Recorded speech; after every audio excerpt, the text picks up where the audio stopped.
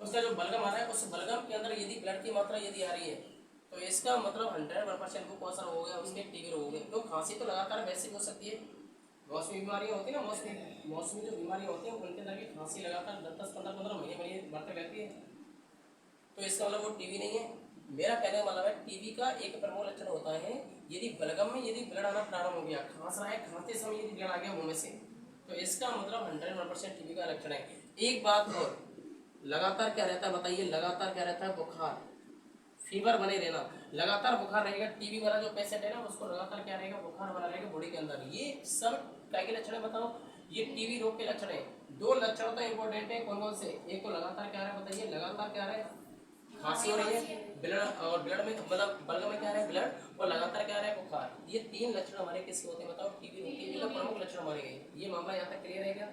अब जरा सुनिएगा इधर, ये तीन करैक्टर मैंने यहाँ लिखे हुए हैं, तीनों के तीनों करैक्टर हमारे बहुत बहुत ज्यादा इंपॉर्टेंट है। अब यहाँ को सुनो, ट्रीटमेंट कैसे करेंगे बताओ, उपचार कैसे करेंगे बताओ इसका।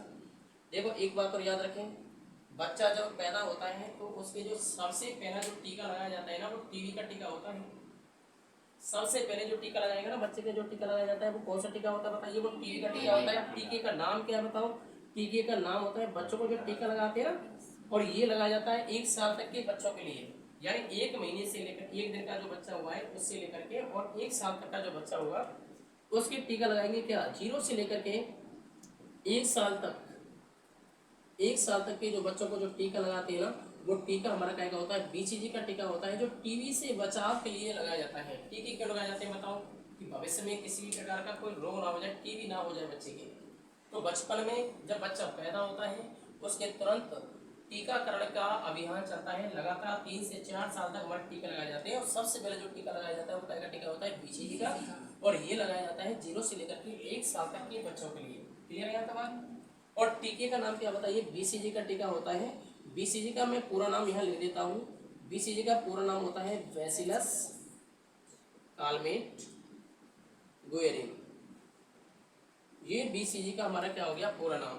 अब ये तो बच्चों के लिए टीकाकरण हो गया भाई, बच्चों को टीका लगा दिया, बच्चे के भविष्य में क्या नहीं हुआ बताओ, बच्चे के भविष्य में टीबी के होने का चांस कम हो गया। लेकिन अगर बड़ों के टीबी हो जाए तो क्या होगा, देखो यदि वयस्क लोगों के यदि टीबी हो जाए तो उनके लिए, वयस्कों के लिए, वयस्क जो होते हैं ना हम जैसे, तो उनके लिए क्या लगाते हैं बताओ, उनके लिए डीओटीएस प्रणाली काम में अपनाई जाती है, डॉट्स। आपने दीवारों पे लिखा देखा होगा, देखा होगा आपने, डॉट्स प्रणाली को अपनाइए, टीबी भगाइए। तो ये वयस्क प्राणियों के लिए कौन सी प्रणाली अपनाई जाती है बताओ, डॉट्स प्रणाली। डॉट्स प्रणाली में होता क्या है, सुनो जरा ध्यान से, 6 महीने तक, 6 महीने तक, टॉर्च प्रणाली बता रहा हूँ मैं, 6 महीने तक डॉक्टर की देखरेख में इलाज किया जाता है।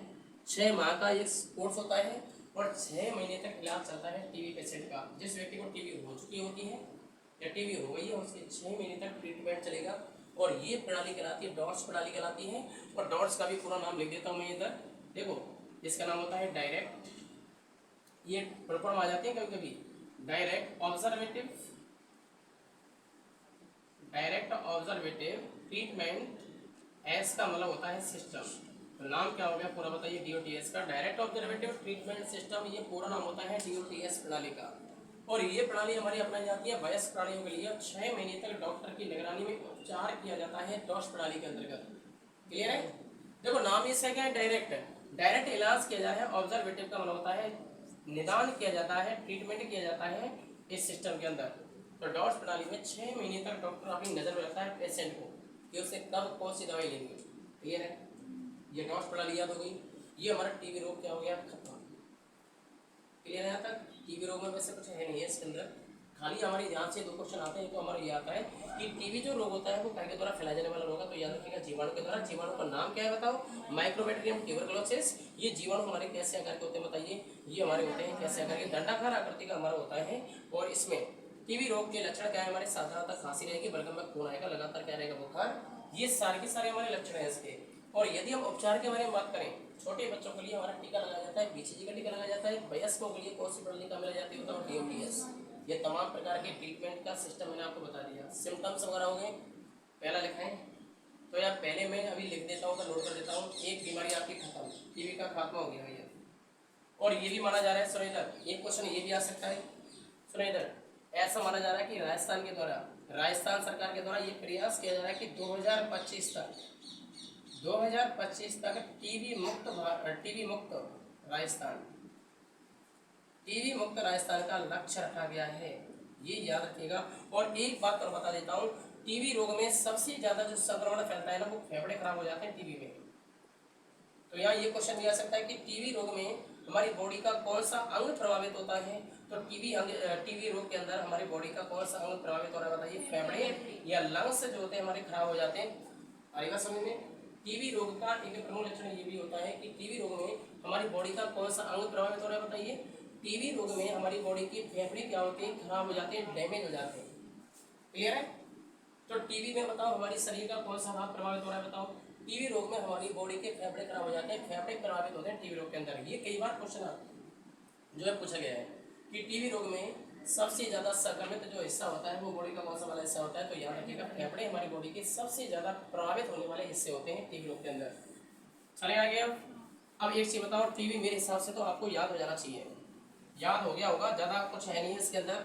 और मैंने बताइए कब तक ये माना गया है कि राजस्थान को टीबी मुक्त कब किया जा सकता है बताओ। 2025 तक ये लक्ष्य रखा गया है राजस्थान गवर्नमेंट के द्वारा। ये क्वेश्चन हमारा आ सकता है इसके अंदर। क्लियर है। तो एक बात और याद रखें, ये सारे क्वेश्चन इंपॉर्टेंट है और उठा के देखिएगा, पेपर उठा के देखना, कभी भी आपके पास पड़े हो, नेट वगैरह पे पड़े हो, तो ये सारे के सारे इंपॉर्टेंट क्वेश्चन है हमारे यहाँ से। चलो मैं 2 3 4 5 क्वेश्चन लगा देता हूँ बस, है ना, इसके अंदर टीबी से संबंधित। लिख लो,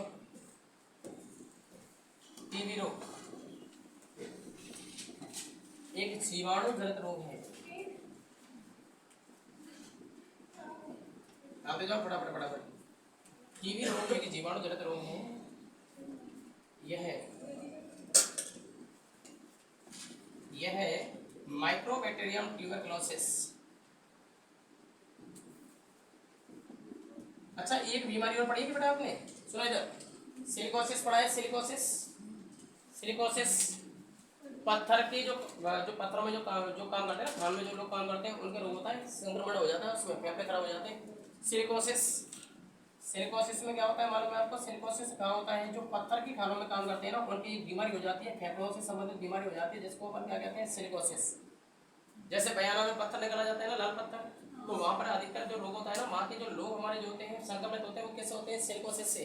अब इसमें क्या होता है, जैसे पत्थर की हम कटाई कर रहे हैं, तो पत्थर की जब कटाई की जाती है तो पत्थर के जो कण होते हैं ना, वो कहाँ चले जाते हैं, सांस के माध्यम से कहाँ चले जाते हैं, बॉडी के अंदर चले जाते हैं, फेफड़े के अंदर चले जाते हैं, और फेफड़े क्या जाते हैं, उनके अंदर छेद हो जाते हैं। ये बीमारी हमारी क्या कहलाती है, सिलिकोसिस कहलाती है। ये क्वेश्चन कभी भी आ सकता है भाई, कि पत्थर की खानों में काम करने वाले लोगों के अंदर पाई जाने वाली बीमारी कौन सी बताइए, वो है सिलिकोसिस। चलिए भाई, यह माइक्रोबैक्टीरियम ट्यूबरकुलोसिस नामक जीवाणु से होता है। बताते जाओ फटाफट, हाथ में लिखते जाओ। अच्छा एक बात और, यह है जीवाणु कैसे आकार का होता है जरा बताना। यह है जीवाणु दंडाकार आकृति के होते हैं,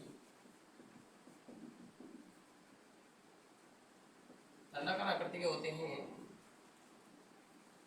और इसमें लिख देंगे लक्षण, रोग के लक्षण क्या है बताना। लगातार क्या रहना, लगातार 7 दिन तक खांसी, 7 डेज खांसी। बलगम में क्या आना, खून, बलगम में बिलड़ाना। चलिए तीसरे नंबर बताओ, बुखार रहना, बुखार बने रहना, बुखार जाएगा नहीं इसके अंदर। आरी बात समझ में। चलो उपचार लिख दो फटाफट। छोटे बच्चों को बीसीजी का टीका लगाना चाहिए। मैं ले देता हूँ 0 से 1 वर्ष तक। बेलड़ाई 1 साल के बाद नहीं, जो है काम नहीं करेगा, है ना। चलिए वयस्कों के लिए बताओ जल्दी फटाफट। वयस्क हेतु डॉट्स प्रणाली ना,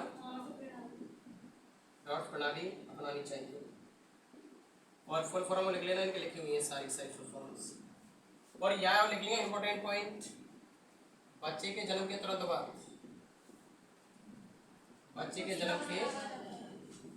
बाद, लगाया जाने वाला टीका है ये, लगाया जाने वाला टीका। नर्स सबसे पहले यही लगावे। बच्चे का जैसे जन्म होता है ना, तो नर्स क्या करती है पता है, सबसे पहले यही इंजेक्शन लगाती है, बीसीजी का टीका लगाती है, वैक्सीन लगाती है। ठीक है। चलो कल बात करते हैं, कल मतलब नेक्स्ट डे।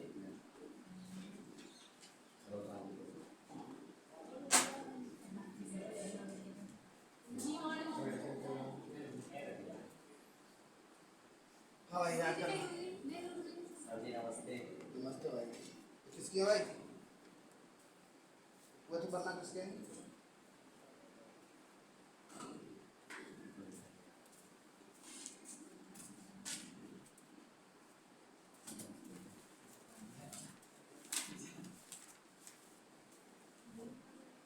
केड़ा सारा बोर्ड?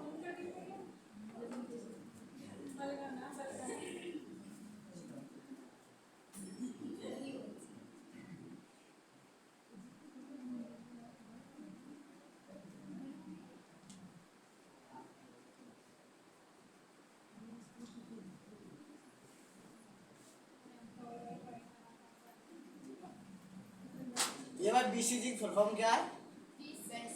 Bachelors permit green. ये बहुत क्वेश्चन पूछा जाता है बीसीजी वाला।